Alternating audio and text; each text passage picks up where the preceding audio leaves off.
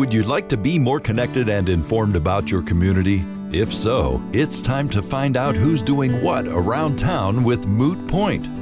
Moot Point is a local podcast that covers the issues and topics that are relevant to all residents in Albion, Maine. Moot Point is a production of The Moo at moo202.org. And now, here's the host of Moot Point, Brad Taylor. Today's program comes with a question. If you could find a clean, safe, and no-cost activity for your child or even your grandchild, would you be interested? Well, today I'm talking to Eric Brown, a gentleman who does an event called Fascar. He'll be at the Albion Christian Church this coming Wednesday, September 12th, to host this very exciting toy car racing event. So please welcome Eric Brown. Well, Eric, I want to thank you for taking some time out to talk with me here on Moot Point today. And there's only one thing we want to learn about, and that is Fascar. What is Fascar? People see the name and they look at it and they go, what's that? So what is that?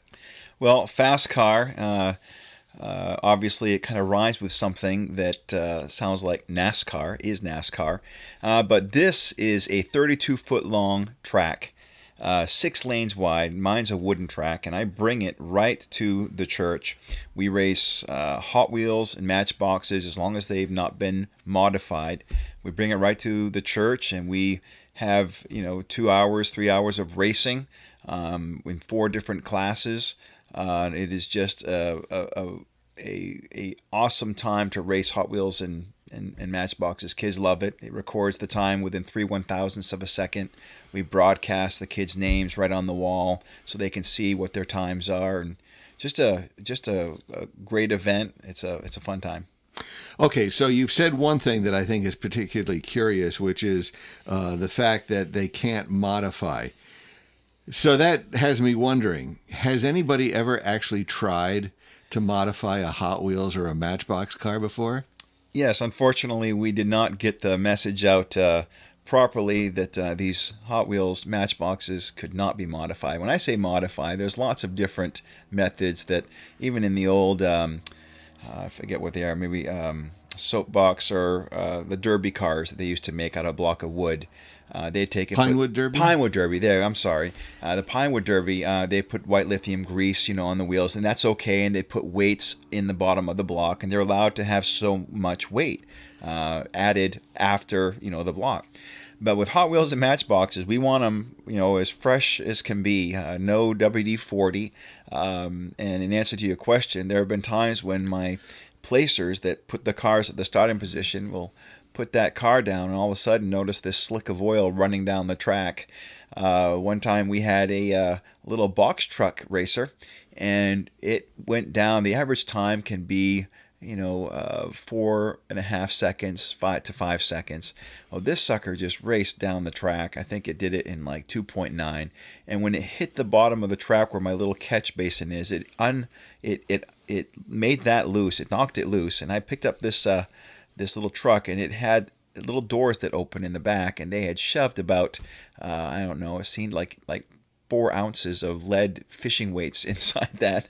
And so it does happen, but we try to catch them before the race so everyone is on a level racing platform. Interesting. You just don't think that something as small as a Hot Wheel can be modified and people can actually cheat, if you will. Yes. Yeah. Don't expect that. Pretty interesting. So let's just kind of run through the schedule of what's going to be happening. We actually haven't talked about the date of Fascar because that's coming up on Wednesday, September 12th. Yeah. And the doors at the Albion Christian Church are going to be opened at 5 p.m., so people can come in and get registered. And then there's this thing called time trials. Describe time trials to me.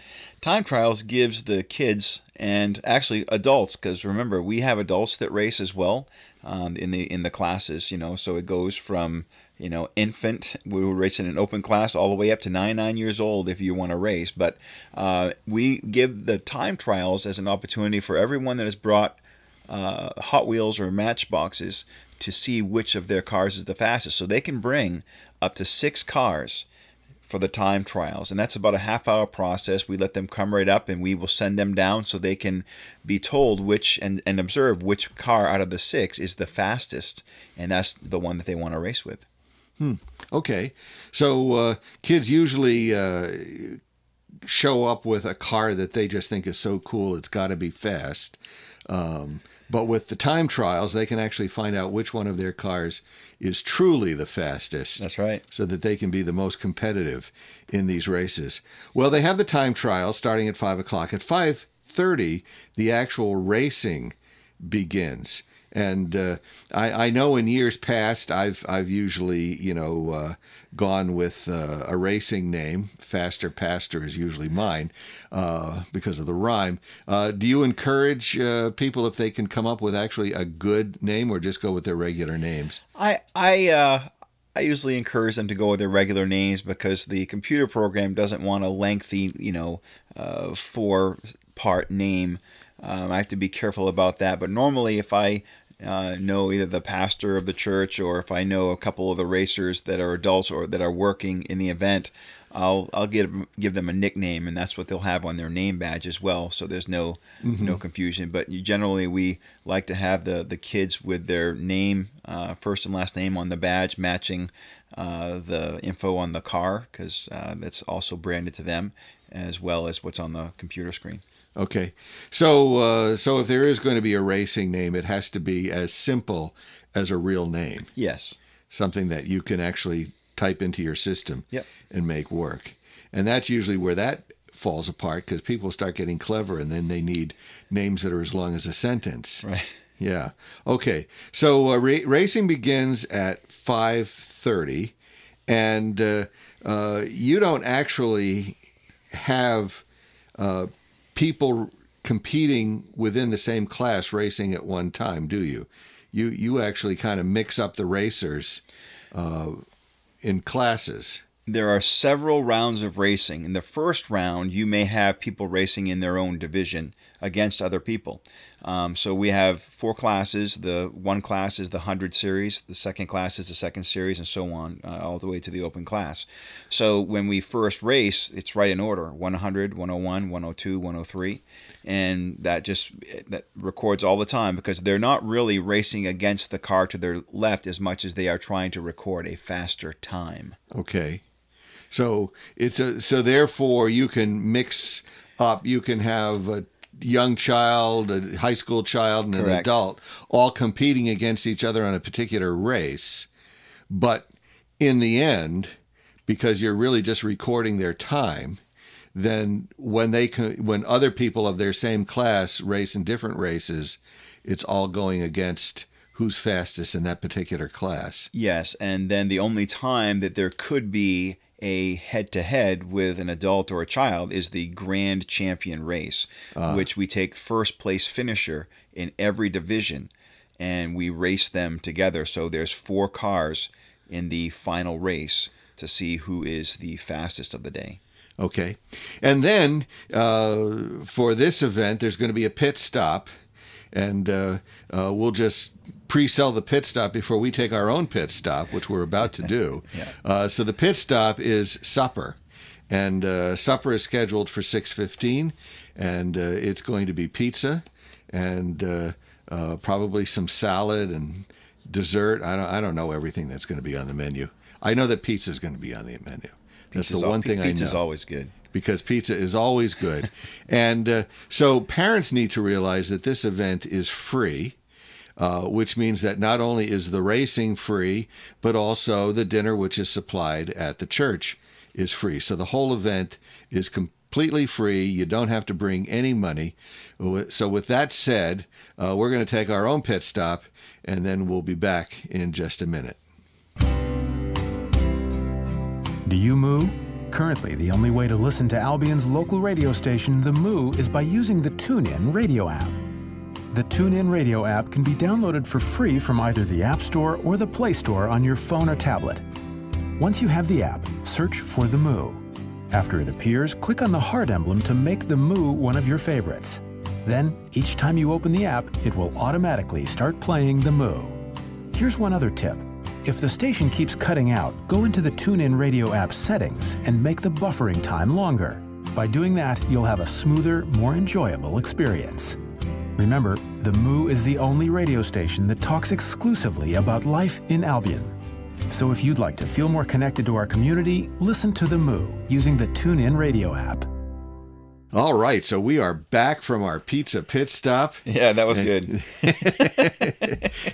We have grease running down our chin, and now we have to be concerned about doing an unintended modification of the cars. That's right. From the pizza grease. Uh-oh. I think we're in trouble now.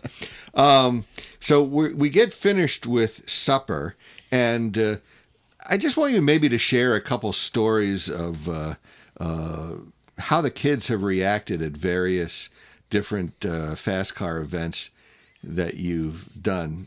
What do they seem to get excited about the most? You know, I really try to keep the event going quickly. I'm quite animated on the microphone. I make a big deal of how their cars are doing. I also like to poke fun at if the pastor has a car in the race, I'll make some jabs about how slow his car is or isn't doing. And the kids seem to love that. But then for me to be able to call their name out and talk about how their car is doing, they get to see it on the wall, and they cheer on their cars as they come down. I say the drivers have little ears. You need to make some noise and cheer them on, and they get pumped to see how their car is going to do when it comes up and race. So we have to race fast enough, as many rounds as we can, so the kids can see their cars racing as many times as possible. And they just love to see it cross that finish line and for their time to flash across the screen. Yeah. I got to tell you, we had a grandfather bring a bunch of kids to Fascar. I don't know if it was last year. It was probably last year. And he saw, the promotional car that was in one of the stores in Albion, and so he grabbed his grandkids and brought them. And when he saw the track set up, and he just saw the whole operation, he started getting really excited. He had gotten all of his grandkids signed up, and then he found out that we had some extra cars, and he could register to be a racer as well. So he did, and he was so excited to be able to participate in the event, where he showed up thinking it was just going to be something for his grandkids, and then he got to be part of it with them. So he was pretty excited about that. But one of the comments that I have heard multiple times, usually this comes from men, because men get into technical things, is how high-tech the track is. Even though you said it was a wooden track, the fact that you have switches that can actually record exactly down to what 1,000th of a second? 3/1000ths of a second. 3/1000ths of a second. The fact that you can do that, and then you have software that keeps track of all of that, so that you can keep a running tally on what every racer's time is. I got to tell you, I've had a few dads comment to me that they're just blown away by how high-tech, high-end the Fascar event really is. I don't know if you've received comments like that yourself. A lot of them are quite blown away by the little photostat eyes that are built into the track to cover the 6 lanes, so it detects motion when those cars and stops the clock for each lane independently, so they know exactly. A lot of people are very, very fascinated by the photostat eyes. Yeah, it's pretty cool. I don't think people are expecting something quite that, amazing to have happen. So what are some other comments that you get from kids, when the event is over? What sort of things do kids tell you? A lot of times, if they're repeat racers, they will talk about how their car did. Like I made first place with this last year, and this year, my car did well again, or my car didn't do as well as it did last year. They really like to see how their car does from year to year, and sometimes they will bring their cars in a protected little case that it's all cushions, because they don't want any damage to happen to it. And it's like, and they say, I've kept this on a shelf and not played with it for the entire year, just so I can bring it today. And they just love the idea of being able to roll out that hot rod, that that match wheel or a Hot Wheel, Matchbox or Hot Wheel. Yeah. It's funny that you say that because here at the church, we had a boy who, until his father told him that it was time for him to officially retire his car, he came in first place, I don't know, 3 years in a row, something like that.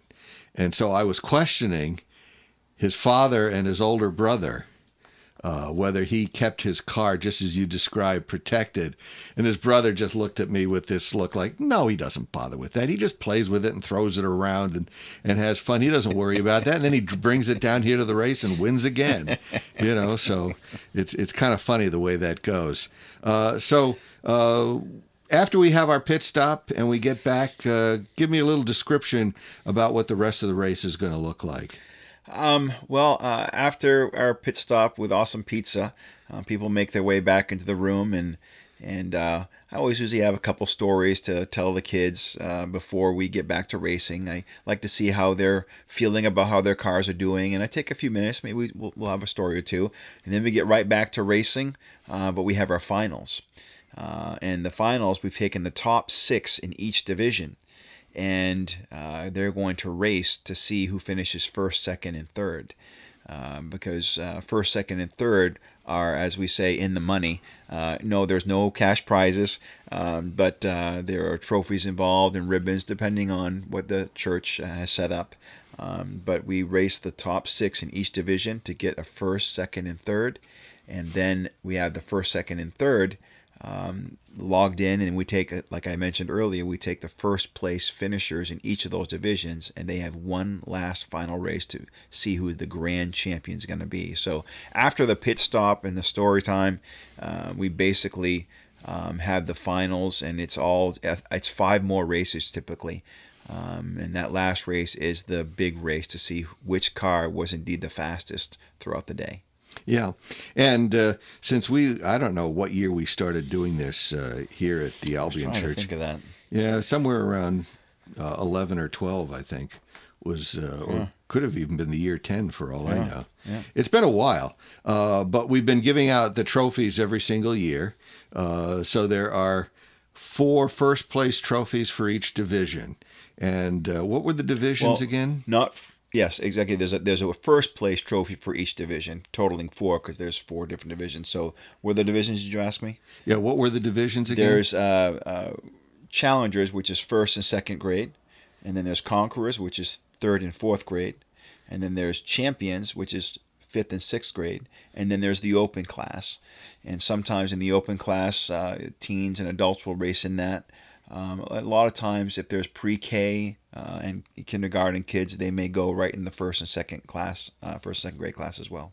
Okay, so we have those awards for those classes, and then there's the 5th first place award, which is the overall Grand the fastest person. Yes.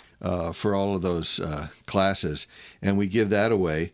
And basically, we started at 5 with time trials, and then by 7:45, we're pretty much done, and parents can take their kids home. Yeah. And that's the end of Fascar for another year.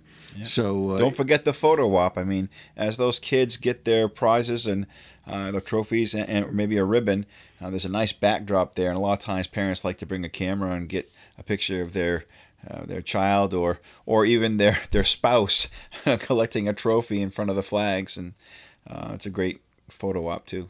Yeah, I know in the Open division we've had a few parents win. Usually moms for some reason. I'm not sure why. But the kids always seem excited, if they didn't win in their division, to see mom win in the Open division is usually pretty exciting for them. So there's excitement to be had all the way around. We also have little racing flags that are given away, and little Fascar pins that are given away. So there's all sorts of stuff like that which is going on. So we just want to review the fact that Fascar which is an event open to the entire community of Albion. And it's going to be on Wednesday, September 12th, so it's coming right up here. And it starts at 5 p.m., ends at 7:45. There's absolutely no charge. It's completely free, including dinner. And so it's an opportunity, moms to or dads, who, if you're responsible for taking care of your kids on that Wednesday night, it's an opportunity to get out of the house, have supper already taken care of, have a whole lot of fun, and produce some memories that the kids are going to have for a long, long time. So, gee, I want to thank you so much, Eric, for stopping by and telling us all about this. You're very welcome. And I hope we see a huge turnout for this event, because it's always fun. Yeah, it's always one of the larger crowds that I see, and most amped and pumped up and loud, and just a great time. Yeah, good. Well, good. We look forward to seeing a lot of people there on that particular Wednesday night. So thank you again, Eric. You're welcome. So let me give you the basic information about Fascar again. This toy car racing event is open to all children in Albion on Wednesday, September 12th. The time trials begin at 5 p.m. A free pizza pit stop is scheduled for about 6:15, and trophies are awarded at around 7:45. Children should be ready to bring their 6 best Matchbox or Hot Wheels cars and then be ready for a truly exciting evening. Now remember, moms, dads, and grandparents, this is a free activity which is taking place at the Albion Christian Church on Main Street. I hope to see you there. You've been listening to Moot Point. Please take a moment to like us on Facebook, and we'll let you know when we have our next community conversation with someone who's doing something interesting here in Albion. Moot Point is a production of The Moo, home of the Albion Community Calendar and the Moo Country Music Stream at moo202.org.